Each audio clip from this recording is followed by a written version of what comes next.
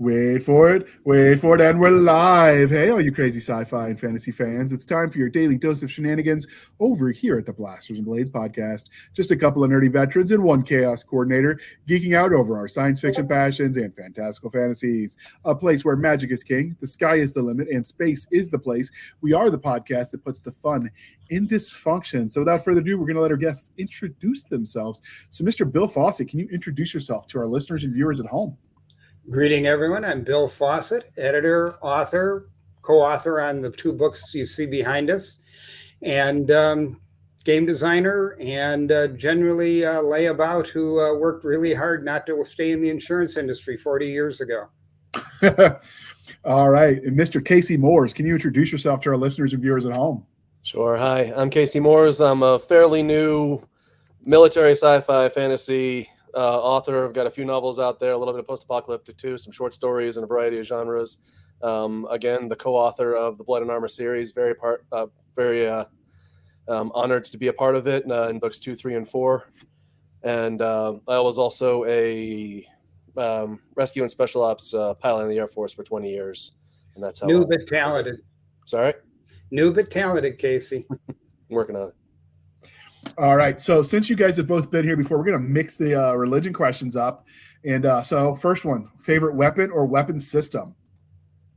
Casey, I'm going to let you go first. All right. Well, I've got to answer both of them with the C-130, the most successful military aircraft in history, according to Forbes magazine, if you've heard of them. But obviously, that's what I flew for 20 years. It's my baby. They have a C-130 they've designed to do just about anything you can do with a fixed-wing aircraft, except maybe go supersonic more than once. And they're still rolling off the assembly line almost 70 years later. So staying power. Okay. All right. And what about you, Bill? Favorite weapon or weapon system? Well, if we're doing real world, I can't plug the GOG armored power suits in our books, so I would probably say my favorite one to talk about is a demonstration in military thinking called the Davy Crockett nuclear bazooka, which pretty much says it all. Unless the target's really far away, you really don't want to man that equipment. I'm pretty sure that the Fat Electrician did a video about that one. I seem to remember that. Yeah, they made about 3,000 of them. They were supposed to stop the Red Horde in the late 50s and 60s, but we had them deployed until the about 90s and wouldn't tell anyone about it except for one minor break in the secrecy when it was used in the middle of the screen to fight Godzilla in the first movie by the commander on the base in Taiwan there. Oops. Is that going to be the next Magog upgrade? No. Okay. No, it's something to do with 350 immediately lethal half-a-mile radiation and 800 to half-a-mile range. All right. Now, favorite military vehicle, Casey?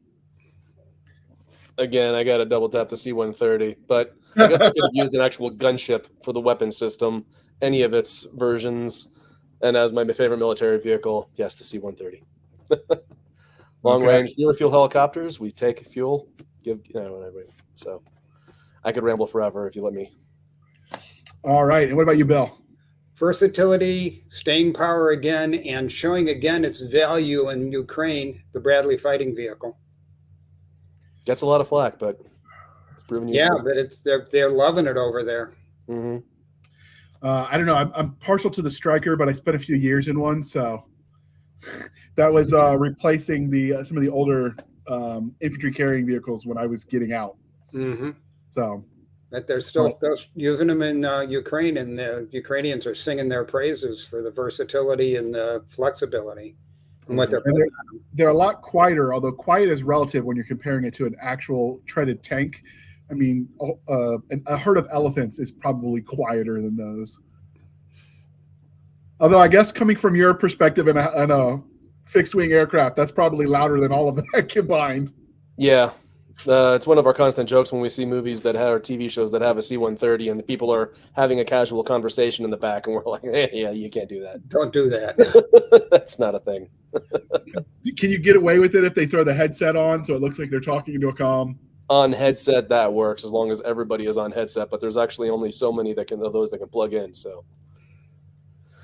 Well, with the hand wavy magic, you can make it as many as you need if you at least like nod to the facts, right? Definitely. And some of the what we call the legacy versions before the J model actually had a whole lot of comm units in the back for that reason, so we can get a whole bunch of people out there for search missions and things like that. Oh, there you go. It's just an older version. We'll go with that. All right.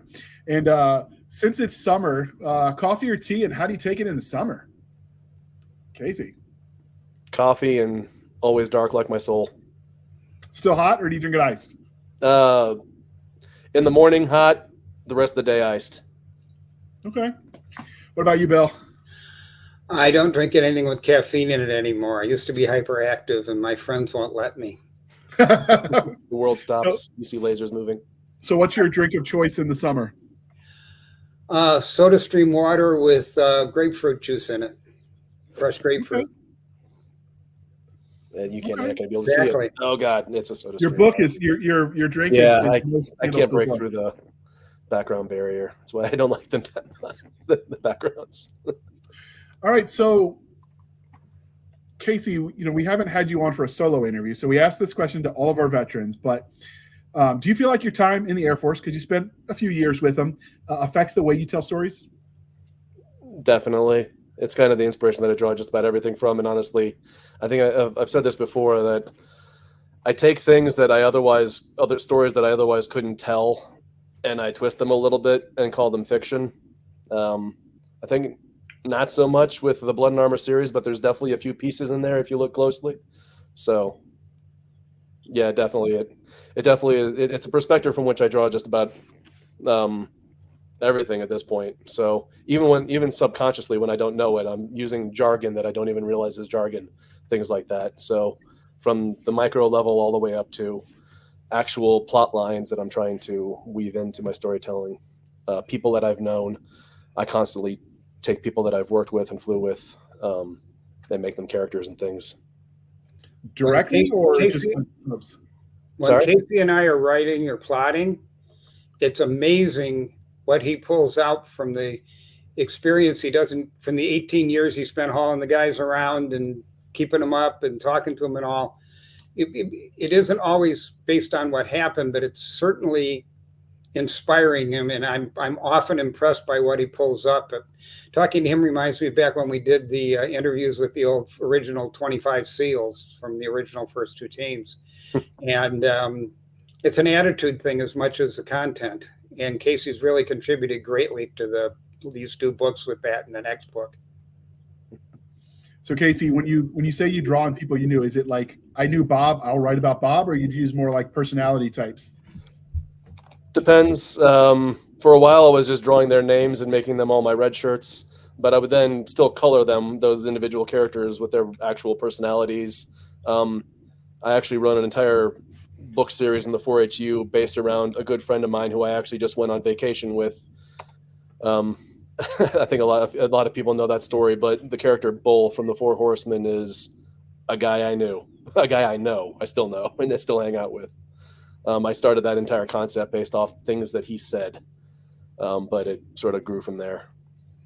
And Sergeant Dockery out of our books is based on Sergeant Dockery, Kevin Dockery, who served in Desert Storm and a bunch of others.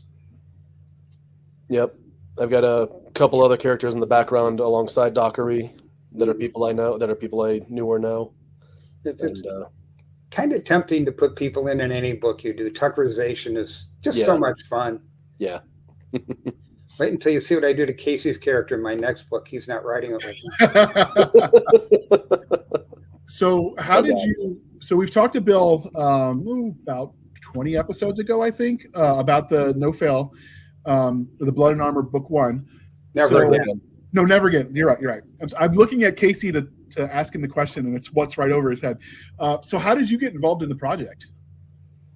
So Bill wrote Never Again. He knew that it was a series, and Bill, obviously chime in if you want to add 2 cents. But I think it was at LibertyCon where you presented the project they presented the book to Chris Kennedy, said that it was a series, and then said that you were looking for somebody to help you write the rest of it, to develop the series from there.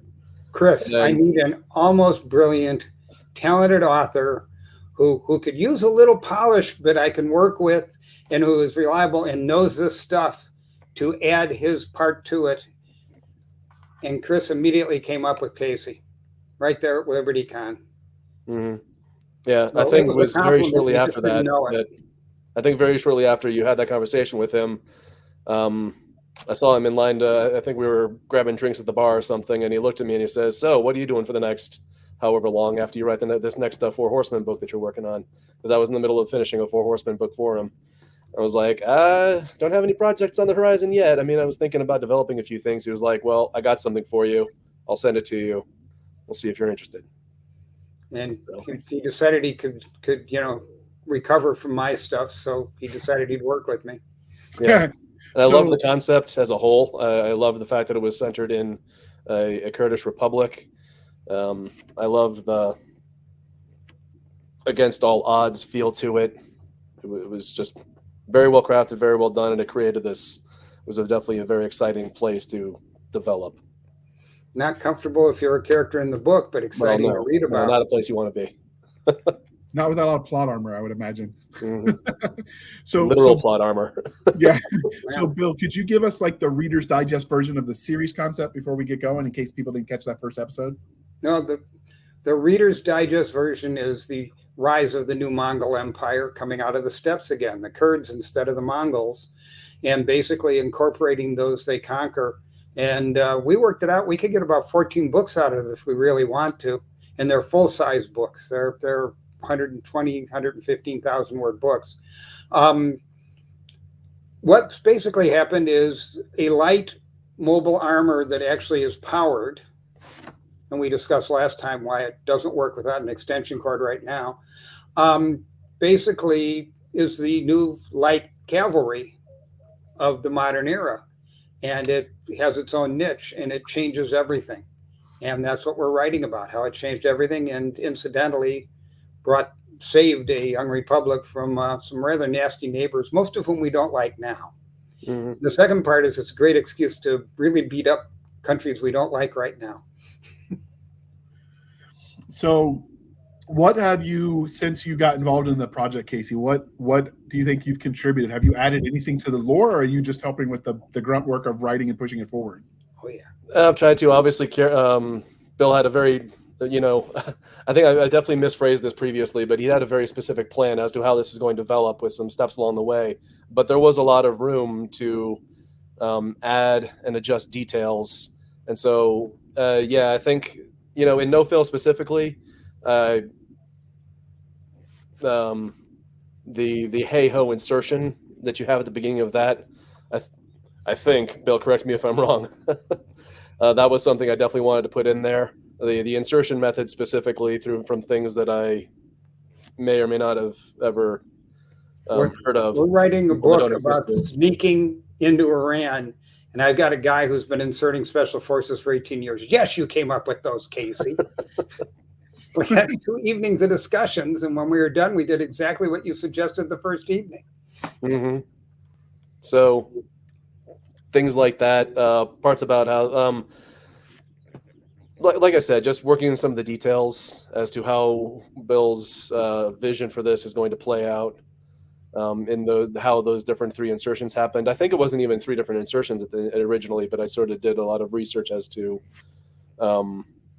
what it would entail to tackle the mission set that you had envisioned.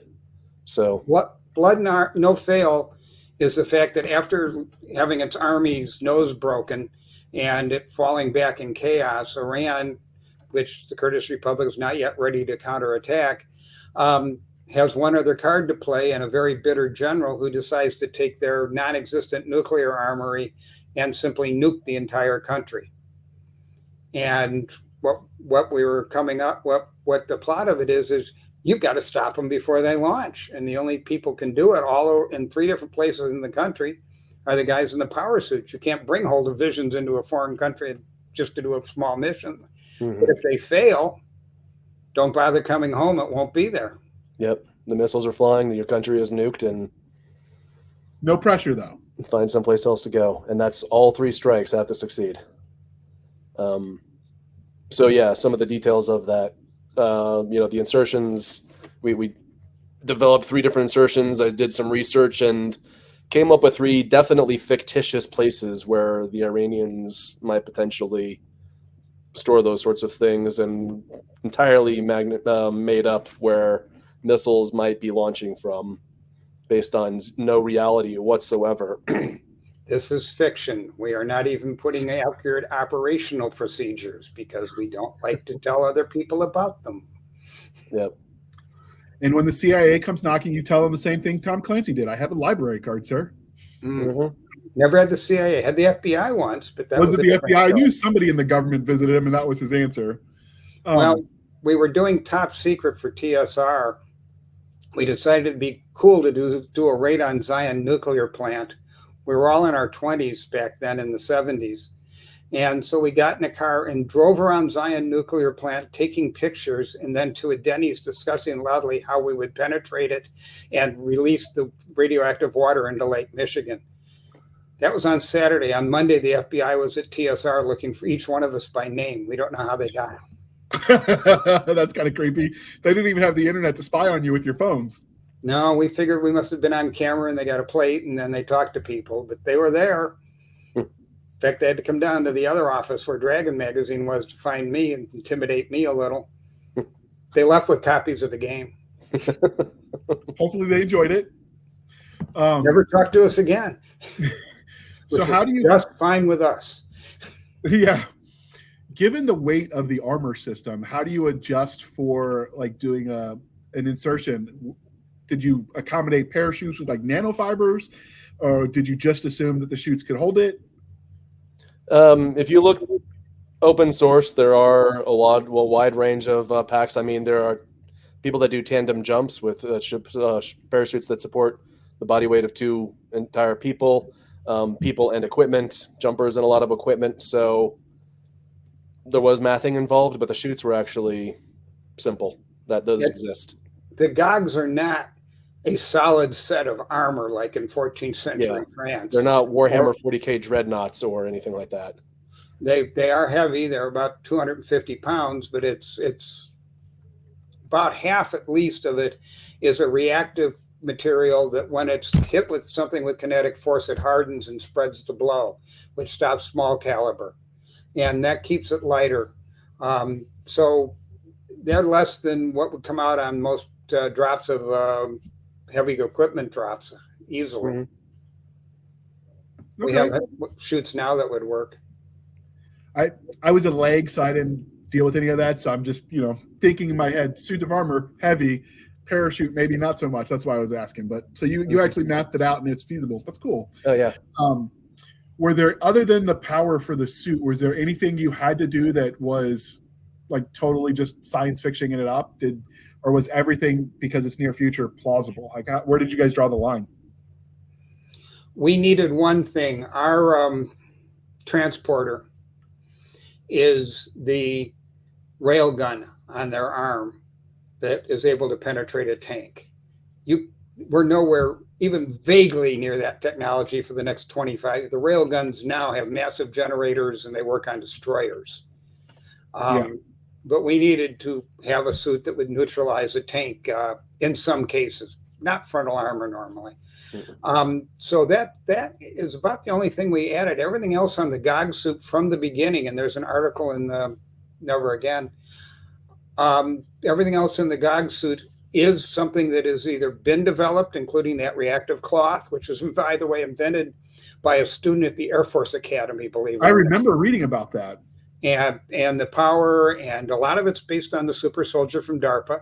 And if we had those batteries, everything but the railgun could be out there in a week.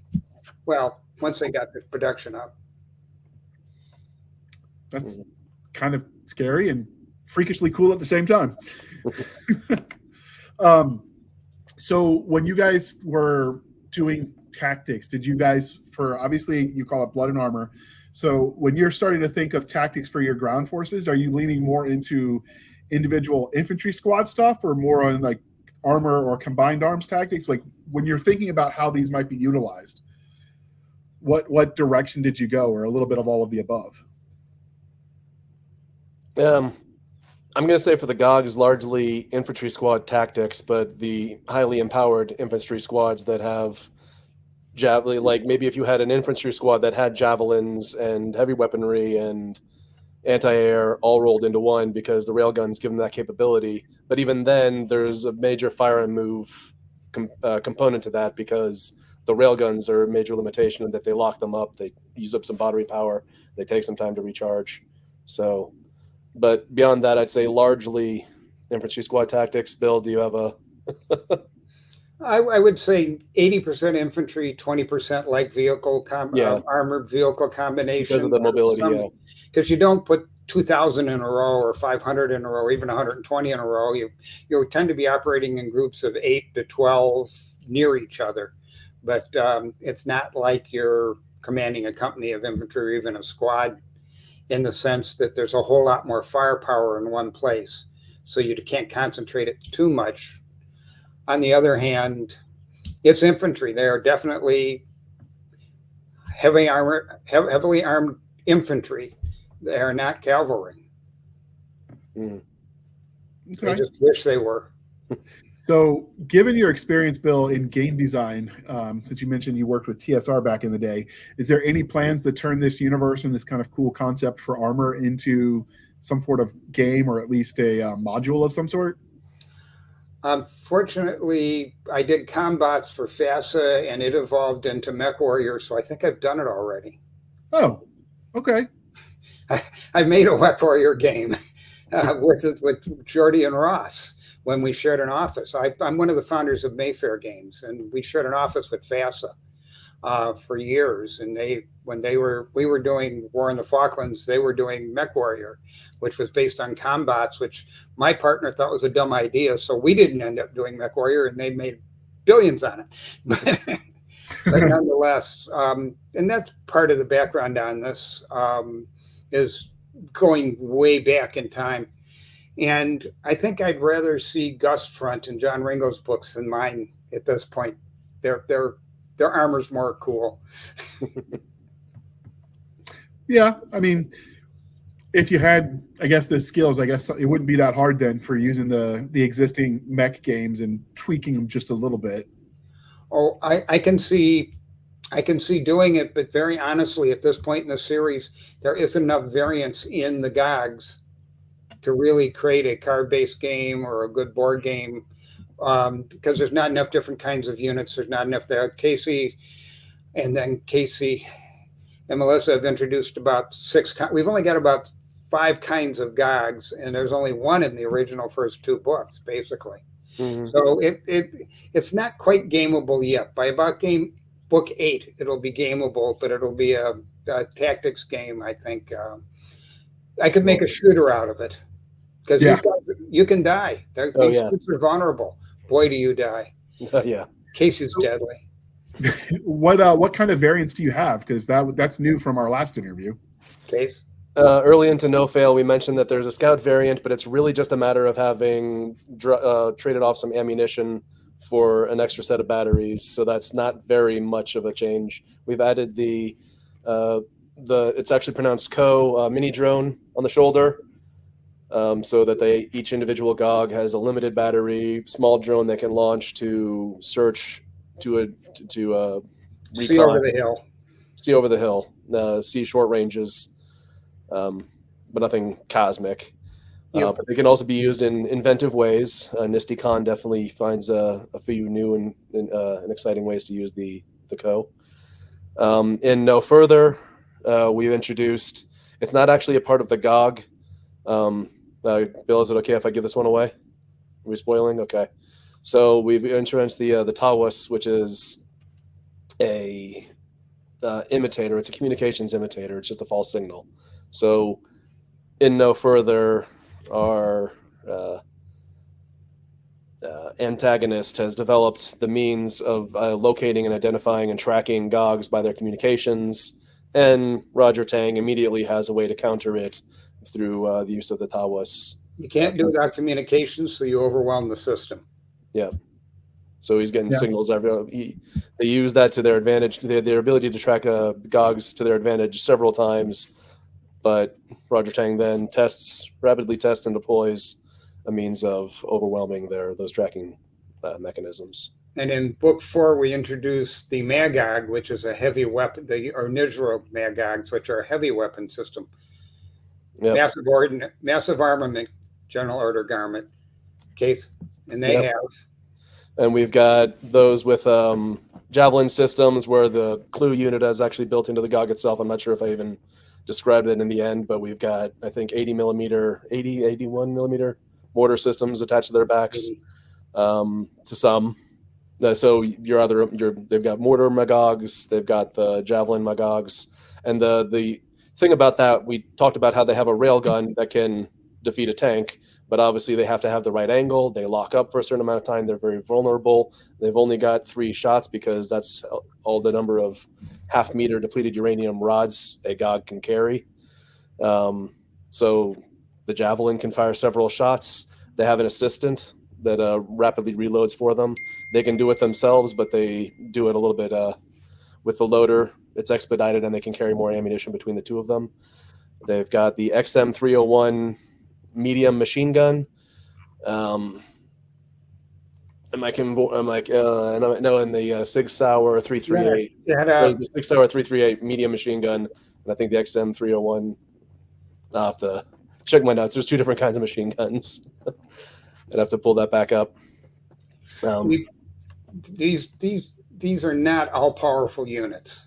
Mm-hmm. They are vulnerable. They when they fire. The freezing when they fire was basically to simulate warfare with the wire-guided missile, from which I knew more about in that period.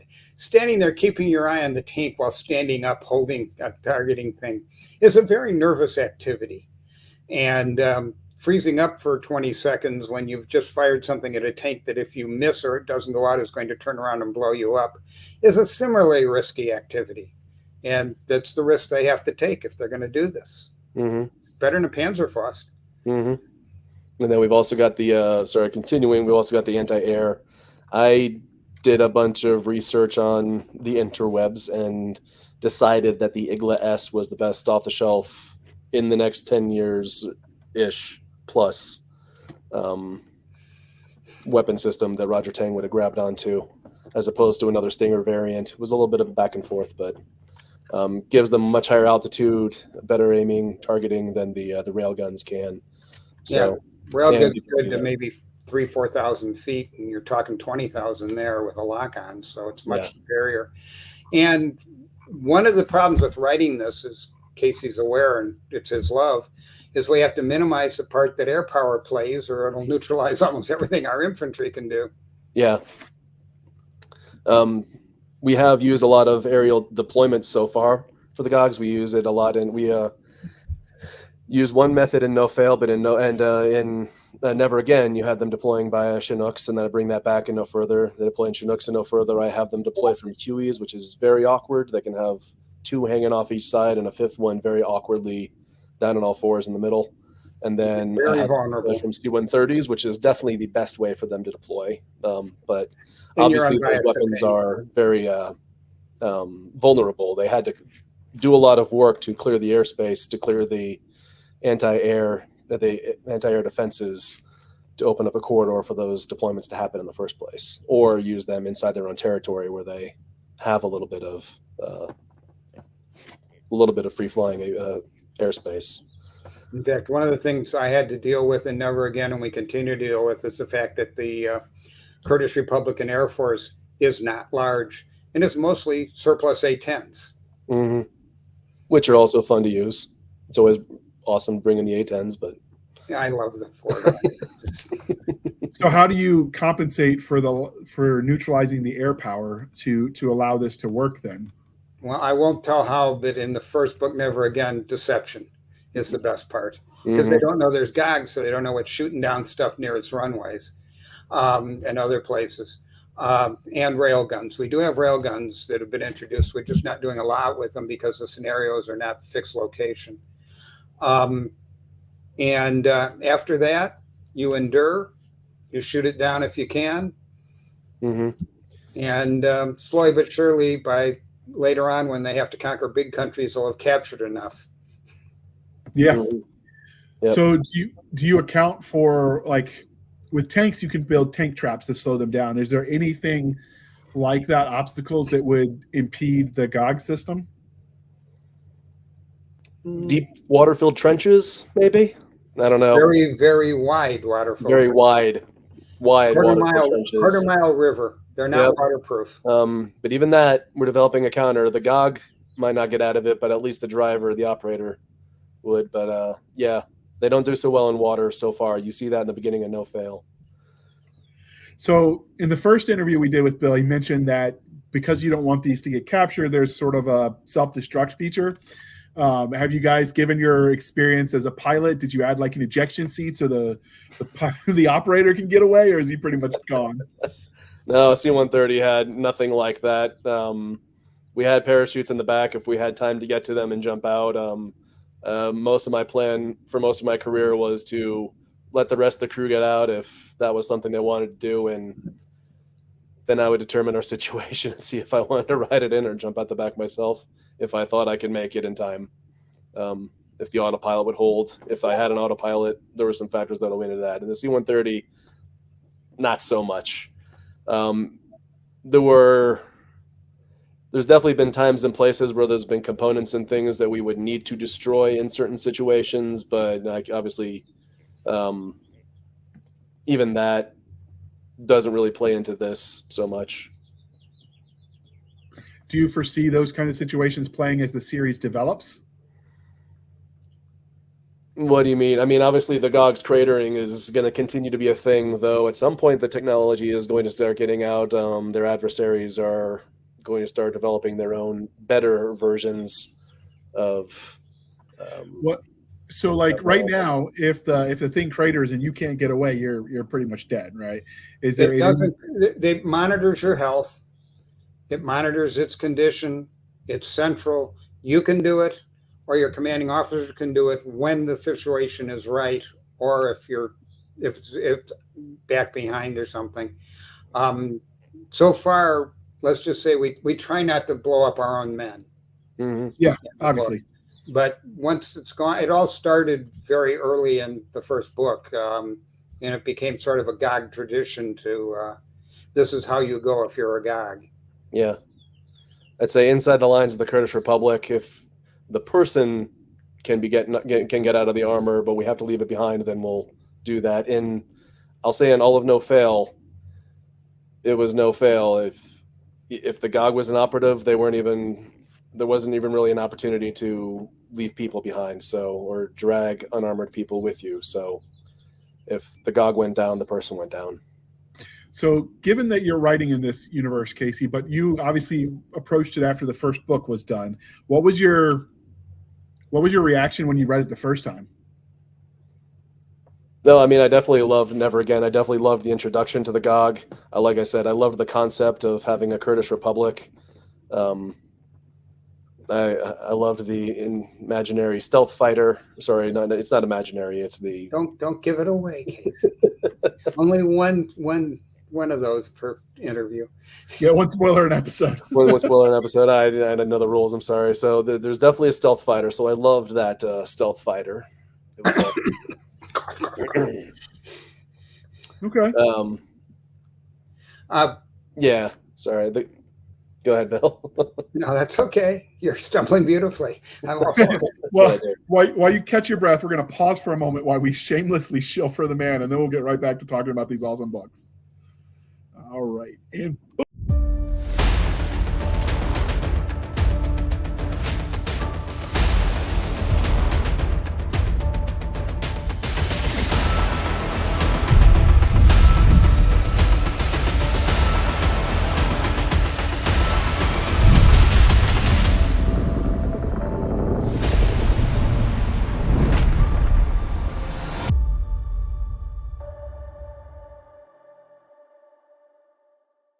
boom. Across 1,000 battlefields and 1,000,000 wars, there is always a question. What do you do when all the chips are on the table? Do you run? Try to find salvation in the arms of an easy peace? Or do you stand and fight and send your enemies into whatever hole they crawled out of? On Deadly Ground, a heroic Last Stand anthology, has 10 stories addressing that question. Each character faces the impossible in different ways, but all will be tested before the day is done. Can they earn a heroic victory amongst the endless eternity of space, or are they doomed to fall into obscurity? All right, thank you for sticking with us through that commercial interlude. So, all right, so you were talking about some of the tech that you liked and your reaction when you read it the first time. So was it an easy choice to say yes when you read the first book? Oh, definitely. Yeah, I think by the time I'd even read about just the introduction of the GOG unit in the first place, when Kevin Dockery first introduces it to, I think, General by then, Timo Sheen, or recently promoted General Timo Sheen. Yeah, there was kind of no going back at that point. I was in that world, and I was like, oh, God, I want to be a part of this. I'm glad he did. So given your experience, Bill, you've worked with a lot of publishers. You could have taken this anywhere. Why'd you go with CKP and Theogony Books? Well, one, I like Chris. Two, he had a lot of good talent working with him, and I was looking for someone to work with on it. And I've worked with all the major New York publishers, but my nonfiction, they'll take any day. My fiction, they haven't seen since the 90s. This is my first fiction book in over 20 years. So I went, I want to go with one of the top indie publishers, someone who knows how to work it and can teach me all about that business too. And then I'd read a bunch of the books Chris did, and it seemed to fit into his line. I mean, it was him or Bane, basically. Yeah. So right now, book one is narrated by Daniel, and I'm going to probably butcher this guy's last name, Wazinski. Yeah, the narrator. So is he going to do the rest of the series too? Yes. In fact, 2 should be coming out, or if it's not out. Well, No Fail is already out. Yeah, it came out though within a week, just like Never Again. About a week. And No Further will come out about a week after it comes out, which is on the 28th. Okay, so this will air on the 16th. I know I've listened to the sample of Daniel's stuff because I've got the book to do a review for Upstream, and he's got talent. I'd never heard of him before, but that doesn't necessarily mean anything. There's a lot of audiobook narrators out there, but yeah, he's really good. Did you pick him by name, or is that just what Chris Kennedy Chris did? suggested him. I heard one sentence recorded of him, and I said yes. And he's done another novel of mine, actually. He did Companion to Darkness, I believe. Yeah. Cool. He's talented. He knows military. He gets it. Given where you're centering this series in Kurt and the names and the pronunciations, have you gotten any hate mail from him about some of these words? Because some of these names I'm imagining aren't the easiest. They're authentic Kurdish names. That's why I've gotten some feedback from narrators about using a Sri Lankan name once. They're like, JR, no. I'm going to say if I was going to get hate mail, I would have gotten it for Companion to Darkness, and he let that one go. So, yeah. He's very tolerant of our foreign eccentricities, much more than Chris was when he looked at mine and went, you realize you have 2 characters with only 1 letter difference in their names, because I hadn't thought about it. I was using historical figures. So I had to change one of them. Oh, yeah, I could see that. But basically, this all started when I simply pulled a file by searching for Kurdish names and got about the 100 most common Kurdish male names, 100 most common Kurdish last names, 100 most common Kurdish female names. And I just go down the list and say, what sounds right for this guy? Tabs I had open for the entire time I was writing the series, the last 3 books. That I think about a year, 2 years or so, I had 2 tabs open on my computer that whole time. Yeah, I couldn't imagine trying to pronounce those myself, so I'm glad someone else is reading it to me.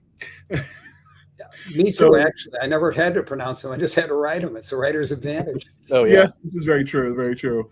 That's the fun challenge. The big challenge is making sure that we don't reuse them too many times, though. By book 4, it becomes a little bit of a running inside joke that there's a Mohammadi in the background somewhere every now and then dying horribly. Yes, we kill them after 8 or 9 chapters every time.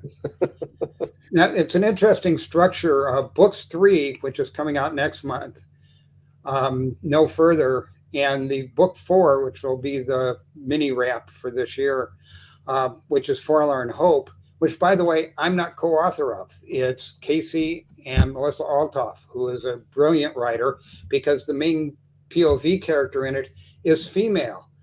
And after almost 8 decades, I have discovered I don't understand women. Nobody does. So I went, Casey, you've got this tight, and she knows what she's doing. And I went over everything. I did the final pass through and stuff, but it's them in my world, and her writing the female POV. So it would be a little more authentic, and my wife won't kill me. So are you coming back for later books, or is it a permanent pass off in the world? Oh, no. I'll probably come back for later books, but we could sort of have a Y in the universe here, and have her and Casey following with this character. To put it in a historical perspective, the female appears first in my book, Misty.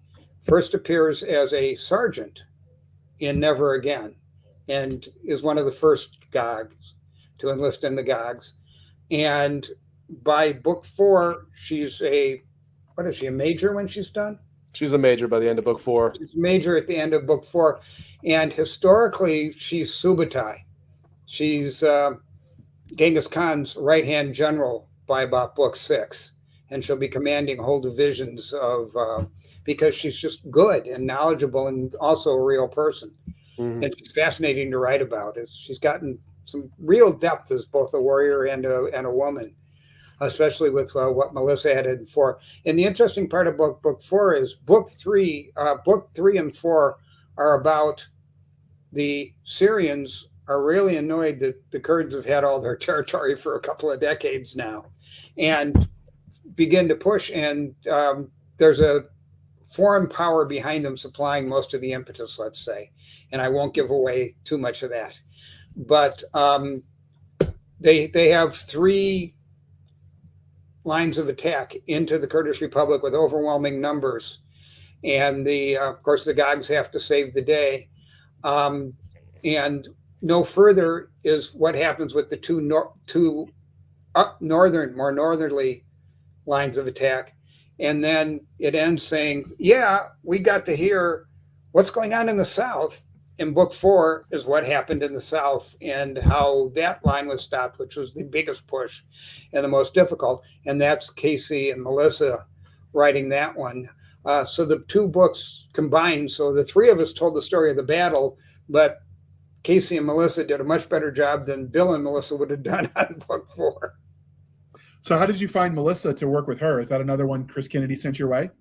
That was Casey's suggestion, actually. Yeah, well, largely. Melissa, I always say, was my sort of pay it forward author. A good friend of mine, Casey Azell, got me into writing. And early on in my writing, I was a little embarrassed, I'll say, to just send everything to the circle of more experienced professional authors that I was getting involved in. So I started reaching out to some of my fantasy sci-fi reader friends, and Melissa was one of those. She was somebody I've been going to Dragon Con with for years, ever since we were both stationed at Moody Air Force Base together in Georgia back in the early aughts. And so I reached out to her. I started sending her some of my writing along with a few other people. But at some point, she sent me a story that she had written, and I loved it. I knew it was awesome, and I started directing her towards Chris Kennedy, encouraging her to start submitting some of her writing to anthology calls, open anthology calls he was making. And then she started getting larger into some of his shared universes, and that door was open. She was a natural. She started off far better than I was from the beginning, but I think she's also been doing this as a sort of hobby a little bit longer than I. I stopped writing for most of my military career, but then I was literally trying to survive for a decade and a half. So Melissa gets into writing with Chris Kennedy. I think it was actually at LibertyCon last year when she had an interview, and like not an interview, but like a career, career counseling with you, Bill. And that 15-minute session. Yeah. or And the I think 15-minute mentor sessions. from that Ask me LibertyCon was anything, and spawned I'll the tell you idea how of to run this your very career group. in 15 minutes. Yep. Doing it Had you again. met her before then? Had you met her before that counseling or no? Okay. No. I didn't Well, even remember from I that done it until LibertyCon, she told me. I saw from that LibertyCon was 22 spawned the idea. people that day. Okay. So she was in the Air Force with you then? Yeah, we were stationed at Moody Air Force Base together. I think she went on to ATC to air traffic control from there. But you know, I think she was. There's a whole story there. We were friends of friends, and then she became part of our Dragon Con crew very early on. Working with Casey and then Melissa has been incredibly rewarding. First of all, in Casey, not only is he developing amazingly fast as a really top-notch author, and I'm not plugging it for the book, I'm plugging it for Casey. And also Melissa's already shown that she's got immense talent, but it's also provided an opportunity to do the passive forward Casey's talking about. When I started writing in the 80s, this guy named David Drake started telling me what to do and looking at my stuff. And he always worked with a young writer, sometimes not gently, but he always worked with them. And I think it's pretty much in our genre that we believe in a bigger pie and all more authors joining, bringing talent in all the time. And I'm really enjoying doing it again, or still after 40 years. And it's still one of the most satisfying parts, being both an editor and an author, is to work with people as talented as I am and watch them become more talented so that in 40 years, when they're old and gray and tired like me, they can be helping young authors get started. So in case I don't think we covered this, what would the age range for the series from your interaction? Because does it stay roughly the same as far as like if you're using a movie rating system, is it still roughly PG-13 with the exception of a little violence? Because obviously it's a war book. With the violence, yeah, I'd say PG-13. And I mean, I was maybe in my teens when I was reading the BattleTech books, my early teens, reading the BattleTech books and eating those up. And this is, I'd say, on that level, probably. Okay. Yeah, there's nothing in them that a 15-year-old or a 14-year-old couldn't read and still sleep at night. It's gruesome, but it's not in their face. And we don't do torture on screen. When we blow someone up, it's messy, but we don't describe. It's not a splatter book. No. It's a war book, and it praise the warrior and hate the war. Mm-hmm. Now, when you were building the warrior culture, because obviously I didn't build it. The Kurds did. It's called the Peshmerga, and they've had that culture since they chased Alexander the Great out of the mountains.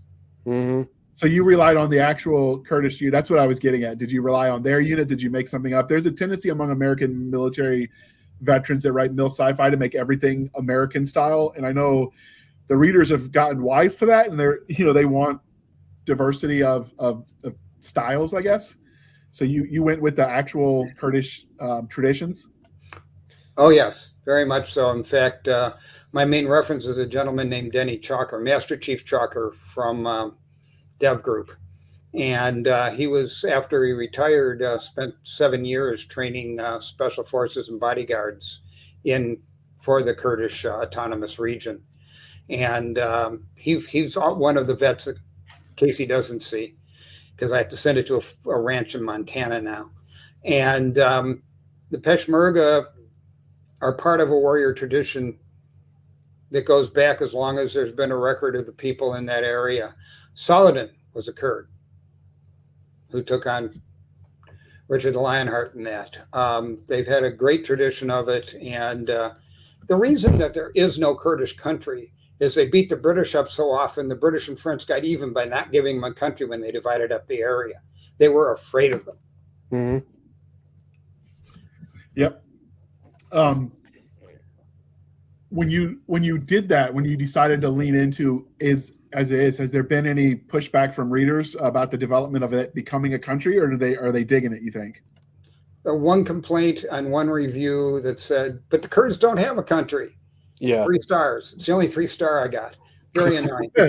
But other than that, no, actually, I I think there's a lot of interest in it. We betrayed them and let them hang a while ago, but they are Yes. still the most powerful allied force we have in that area when we treat them well. Yeah. I have no problem believing that they could do it, but like I said, I studied the Gulf Wars, and it affects things. But some people get stickler when you call something near future. Well, that doesn't actually exist right now. Do you give a plausible starting point for when they develop their country? First of all, we don't set the date.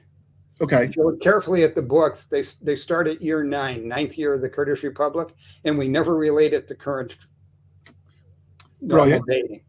But basically, what has occurred is what's already there. The autonomous region becomes more successful, is able to defend itself, and breaks away with the parts of Syria it holds, takes over parts of northern Iran, continues to have parts of the part of Iraq around Kirkuk and that it controlled, and a little north too, and manages to consolidate it against, probably based on an instability in the region, like further, maybe Iran and Saudi having a little disagreement at some point, creating a vacuum enough for it to exist.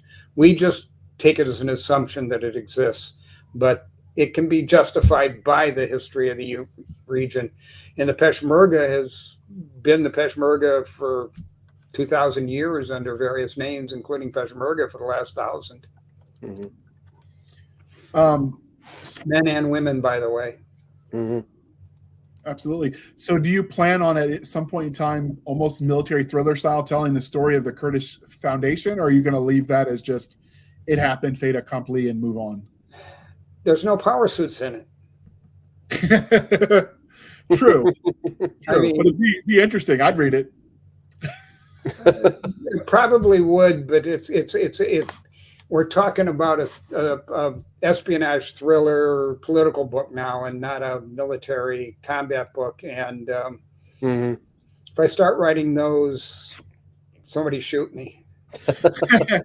So do you plan on, at some point in time, when modern powers go to war, there's often war tourism that happens. We're seeing it happen even now, where people that just want adventure go to fight. I mean, it's been happening since the 90s. Do you address any of that in this book, where foreign nationals might show up to join the party just because they want to live an exciting life?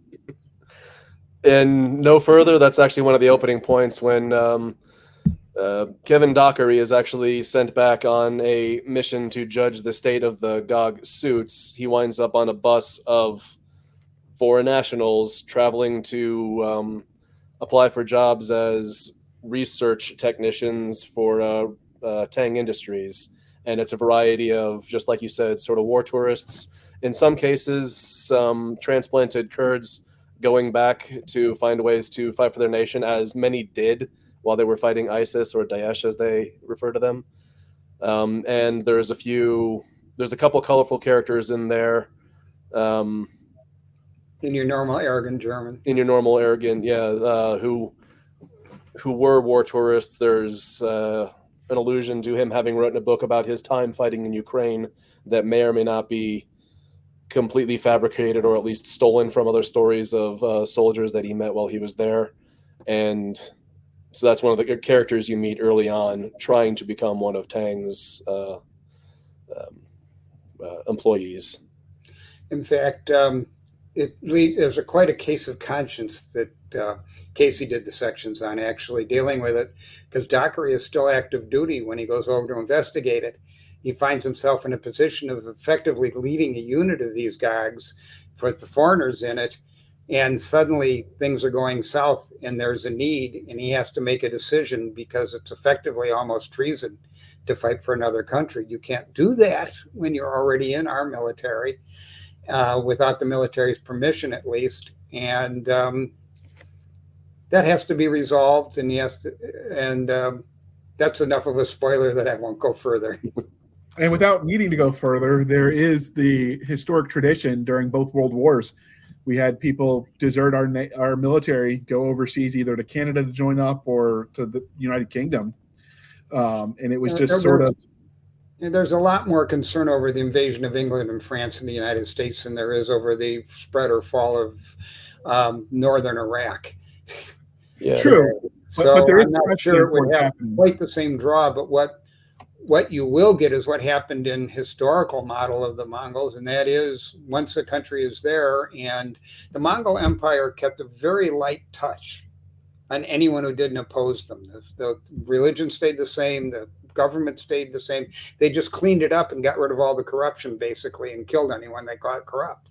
So under that theory, if that went into these corrupt countries over there, they'd be heroes, and you're going to get people who will end up in their army. The engineers for the Mongolian army came from China. The heavy cavalry came from what had been what is today Iraq and Saudi Arabia, and that. Again, the army will expand beyond the power of the Kurdish people, but the Gog suits will all be Kurds. Okay. Well, to expound just a little bit, there is also a means through what I was talking with the researchers in Tang Industries that there will be sort of a foreign component, sort of what is it, Lafayette escadrille sort of thing, like you're talking about. There's absolutely, and there is at least one allied country that has been supplying parts that turns up too. That we're not quite sure what's going to happen yet. Mm-hmm. So, given you said you're not quite sure what's going to happen, how far ahead have you planned, Bill? I have planned 14 books, but Casey hasn't seen anything past 4. But we already know Turkey's next. We've discussed that. Basically, what we're looking at, if you want a rough concept, is expansion through parts of the Middle East until there's pushback. Some countries become allies, some countries don't stand because they're not allies. Timoshin, the commander and the head, Timoshan, Genghis Khan, which is great war leader's name is Timoshan, is a little paranoid for personal reasons, and anyone who's not with him is against him. Mm-hmm. And so I think probably in book 14, they're at the edges of Europe, and Russia goes against them. And that's going to be one big 2 or 3 book series, the conquest of Russia. May not do China just because it's such a morass, but they're going to make them not want to bother them. Mm. Okay, that definitely sounds interesting. Do you think that as you go forward, you're going to develop? Obviously, the enemy would try to get their systems, right? They're going to want the GOG systems for themselves. Do you have them developing sort of the counter version of that, whatever that might look like, as Book well? 14 will look more like Mech Warrior. Mm-hmm. Yeah, there's definitely going to be bigger, more consistent development of counters to the GOG suits and additions and development of the GOG suit itself. So the GOG suit will continue to advance. The enemy will continue to develop ways to counter it, just like in any other war throughout history. We see in No Further and Forlorn Hope that they're already grabbing previously used combat suits, attempted combat suits, some failed projects and some projects that were developed and then canceled.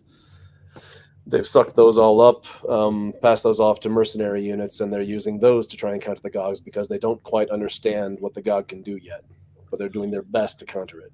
Does it He does a really nice job of showing how somebody in the equivalent of a GOG suit but hooked up to a cable to a generator would fight and how it would work. I was fascinated by that. That's all him. That was one of the many contributions he puts in.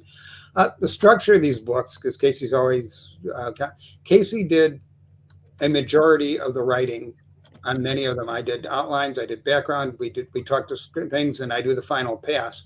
But I've got to give a lot of the brilliant stuff in it to credit to Casey in books 2 and 3, and whatever Melissa let him have him for.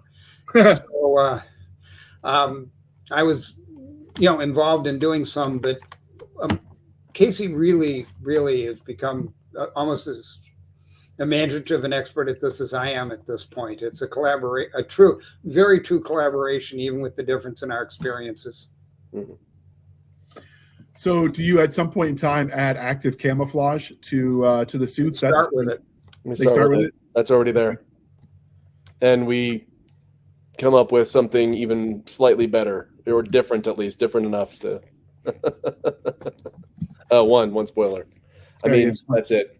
That camouflage already exists in the Gogs. Yes, it continues to develop.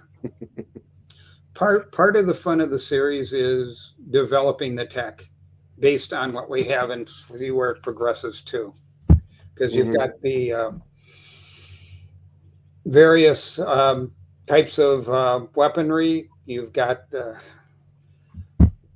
various types of developments, you've got the suits, and you've got what spins off from doing that, along with a new drones are taking a more and more significant role at spots. They're very significant in the attack by Syria on the Kurds. Given the religious connotation of the region, is that something you dive into in this book, or you kind of leave that landmine alone? The Kurds are Islamic. They're Islamic, like Catholic Americans are mostly Catholic, or Protestant. It's their faith. We don't consider it relevant to what's going on. It's a book about national combat, not faith, except for, of course, the perversion of faith by the Iranian mullahs. Okay. Yeah. It's there. We don't dwell on it. They have allusions to, Allah be merciful, praise God, all those things, but it's not something we treat it with reverence. There's no focus on not it. Much of a presence. Okay. Do you have in your head, and maybe this is a Bill question, obviously no spoilers, but do you have an end goal with it? This is as big as the nation could feasibly get before other powers get involved and decide they have to stop it? The idea was it would get to the point where other powers don't threaten it anymore, which means it's powerful enough to survive on its own. Expansion will end when Timoshin dies, because he's the driving force behind it. In fact, book 4 will probably be seen partially from his and his bodyguard's view. And his bodyguard's a fascinating character, since he sort of failed at his previous assignment. He is part of the heart of what drives this expansion, is to never let happen to the Kurds what has happened to the Kurds again. Okay. Just as the Mongol expansion stopped at the death of Genghis Khan, by the way. Yeah. They were taking out Poland when they got called back to vote for the next war leader. And they just walked away. Do you think that the reception will support past book 14, or is it definitely we're ending it at that point? That's the story. If we get to book 14, anything beyond that will be up to Casey. I'll be in my mid-80s by then. Okay, fair. The spry 80. So Casey, do you see staying power? I'll tell you when we get to book 14. As Bill said, I mean, it's developing, and this first 4-book series was all about survival, and it will always continue to be about survival, but the definition of survival will continue expanding. What it means to keep the Kurdish people safe will grow as more people determine that the Kurdish Republic is a threat, and then they will need to be dealt with, as Bill says. So by the time we get to book 14, if it's still there, we'll see. We'll see where there is to go from there. We'll see I think probably, JR, the best answer to that is why do you write it? Well, if we're going to make money at it and the people are going to buy it, then it'll get written. There's this adventure series by Bob and then Jody, or Bob and Jody and then Jody, the humorous fantasy books, had 20 volumes. Why? Because people were still buying number 20. Yeah. And honestly, that's probably my personal answer to, will there ever be a prequel series? If it's making money, then if people want to read it. If there is a readership out there that wants that, then I mean, it worked for George. It's worth it to me.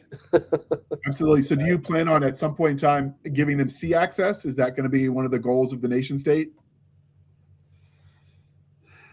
I mean, it's been a historic motivator for nations in the past. So they are in the middle of the biggest trade center with all of the resources they need by taking the Mideast and Russia and parts of Europe, possibly in the Far East. I don't think becoming a naval power would be any more. Even the Mongols only use Korean ships, Yeah. ships the Koreans built. Yeah. I see parallels there in that this is not something that Australia is going to have to worry about. No. Yeah, the kangaroos might give the Gogs a run for their money. But so, do you plan when you're looking at the systems? You know, we're wrapping this up because you're answering all the good questions. Do you plan on reaching a point where you potentially develop the next generation of the AGOGs that have different technology than what you envisioned when you started? Is that in the goal, or are you just going to let the story play out and see what's needed? There will be new. Casey, you want to do this or should I? Take it Casey, away. you do it. Every No. book. You mean other than the Mugogs? Or we're talking about the Mugogs specifically? Yeah, Or and they're talking going to beyond that? evolve. And every book will have something new, and everyone will be the logical development from the book before. Yeah. Okay. So, I mean, we already addressed that in a way by saying that the technology will continue to evolve. The Gogs will get bigger, better toys. They'll get better additions. There'll be new versions of them. And the enemy will be countering that in different ways themselves. So they will continue to develop. Now, if there's going to be a completely different version, like a Iron Man nanite suit, probably not so much, but they will be evolving and developing throughout the series.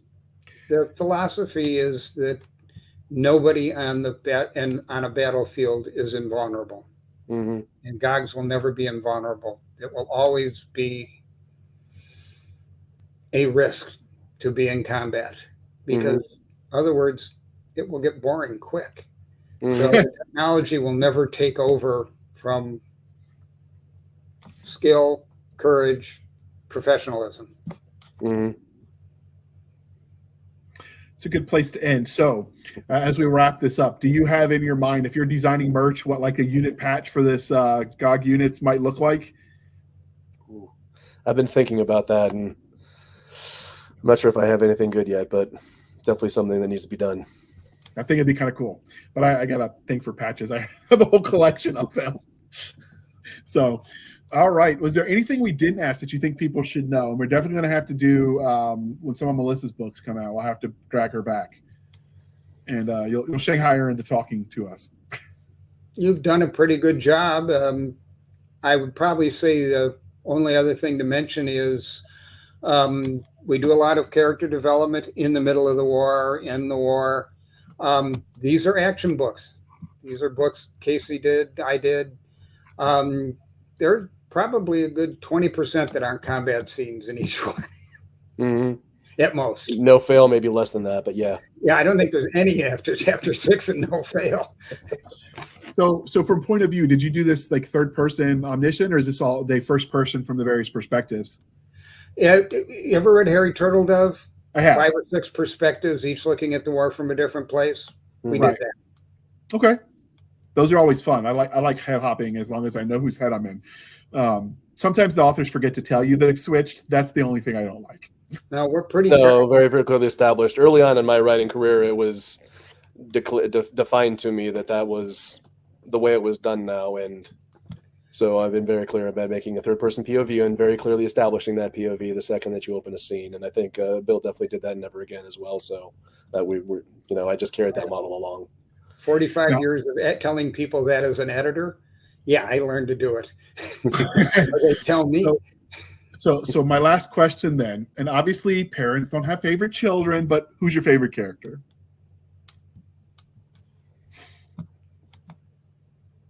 Who's my favorite character in the series? I gotta. Yeah. Well, it would be Nisty, except I did create a new character, Zhuan, in No Further. So Nisty, but in No Further, definitely Zhuan. Okay. Bill? And mine, the gentleman who ends up as Timo's bodyguard has the most moral choices, even more than the leader of everything. Mm-hmm. So I find him the most fascinating character. Of course, I wrote it all because it's Timo Sheen, the man who takes over and expands the Kurdish Republic. So I'm still a big fan of driven, obsessed men with broken hearts, and that's him. Outstanding. Well, we know what you're writing next because you just told us. So, Bill, how can listeners and viewers at home find you if they want to stalk you on the interwebs? And as usual, links are in the show notes. Okay, bloodandarmor.com is available, and we have things on it, including you're getting a glimpse of it behind us, but we have screensavers from all the book art, and they're beautiful. And they're dark enough to work well as a screensaver. And of course, Chris Kennedy Publications, all of his sites are probably your primary for it, and it's available through him and Amazon. So check with them. Chris and find each one. And Blood and Armor will find it, or any of the titles, or look for Casey or me. And Casey's got some other good books if you like these. So Casey, where can they find you on the wild interwebs? You can find me at caseymoores.net. You can also I have a Casey Moores Amazon page. I've got a page on Goodreader. You can find me on Facebook as Casey Moores-writer. I'm on Instagram as Casey Moops. Moops was my call sign in the Air Force for most of my career. I tried to get away from it. It never went away. There's really no way about it. If you try and fight it, it only gets worse. And if you ignore it and it doesn't go away, there's nothing you can do. So Casey Moops. What's Moops? It's actually from Seinfeld, when the Bubble Boy episode where the card says Moops, and then George Costanza gets in a fight with the Bubble Boy because the card says Moops, and he pops the bubble. So were you Costanza or the Bubble Boy? I was neither. I was an innocent bystander who happened to have the name Moores when my math teacher at the Air Force Academy loved Seinfeld. And that's where it started. And then it spread, never went away. It had actually gone away for a few years, but somebody in my first operational squadron at the 71st at Moody remembered. And it came back. All right. You can find us on our Linktree, linktr.ee, Linktree/Blasters and Blades podcast, where we link to all the things, the BitChutes, the Rumbles, the YouTubes, the TikToks, the Twitters.